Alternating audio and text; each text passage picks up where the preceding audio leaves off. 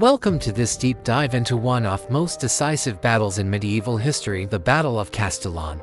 Fought on July 17, 1453, this was an ordinary clash of armies.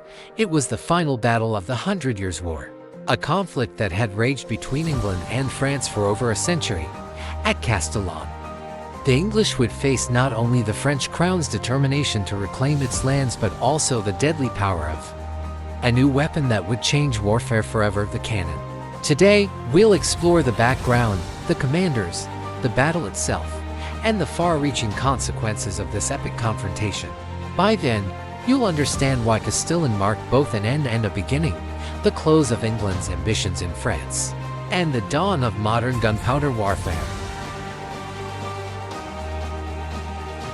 To understand the importance of Castillon, we must step back into the late stages of the 100 Years' War. The war began in 1337, when England's King Edward III claimed the French crown. For generations, the two kingdoms fought over territory, dynastic claims, and the rich lands of Gascony and Aquitaine. By the early 15th century, the English had achieved remarkable victories: Crécy in 1346, Poitiers in 1356, and the legendary triumph at Agincourt in 1415 under Henry V. For a time, it seemed possible that England could dominate France entirely. But France was not finished. Under the leadership of King Charles VII, and inspired by figures like Joan of Arc, the French slowly regained strength.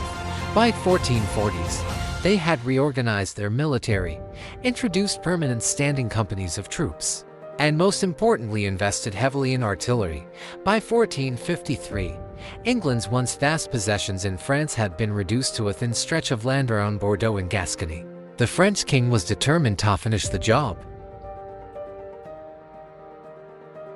On the English side stood John Talbot, Earl of Shrewsbury. Talbot was 70 years old in 1453, a seasoned veteran with decades of campaigning behind him.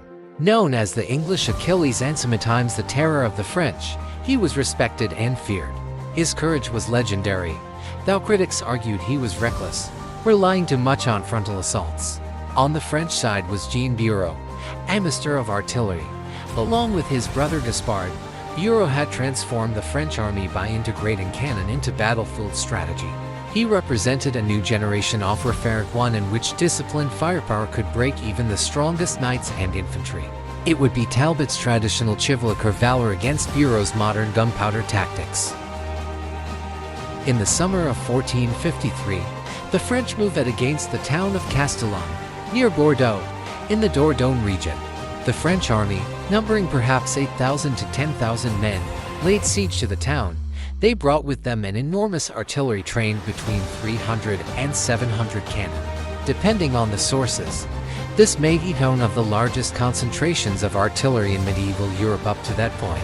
To protect their guns, the French constructed a fortified camp outside Castillon. They dug trenches, built wooden palisades, and positioned their artillery behind defensive works. The camp was essentially a fortress bristling with cannons. Inside Castillon, the English garrison was under pressure. The citizens of Bordeaux, loyal to England after centuries of close ties, appealed desperately for help. John Talbot answered the call. Talbot gathered a force of about 6,000 men, a mix of English troops and Gascon allies, though outnumbered and without significant artillery. Talbot believed speed and aggression could win the day, as they had so often in the past. On July 17, 1453, Talbot marched toward Castillon. Along the way, his men encountered a French detachment of archers and camp followers, who retreated in disorder. Believing the French army itself was withdrawing, Talbot pressed on, convinced that victory was within reach. But what Talbot did not know was that the French had not fled. They were waiting inside their fortified camp, guns loaded and aimed.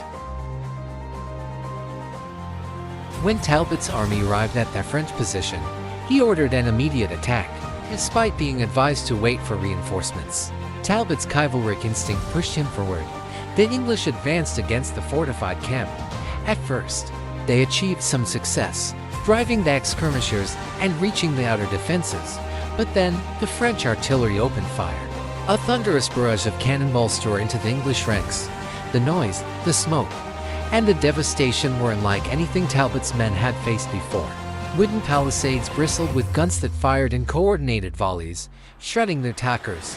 Time and again, Talbot urged his men forward. Despite his age, he rode at the front, urging courage. But the English longbow, the weapon that had won at Agincourt, was useless against entrenched artillery behind earthwork. Archaeus. As the battle raged, French cavalry from Brittany swept in to flank the English, trapped between cannon fire and mounted attacks. The English army collapsed. John Talbot's horse was struck down, pinning him beneath its weight. Surrounded, the old commander was killed.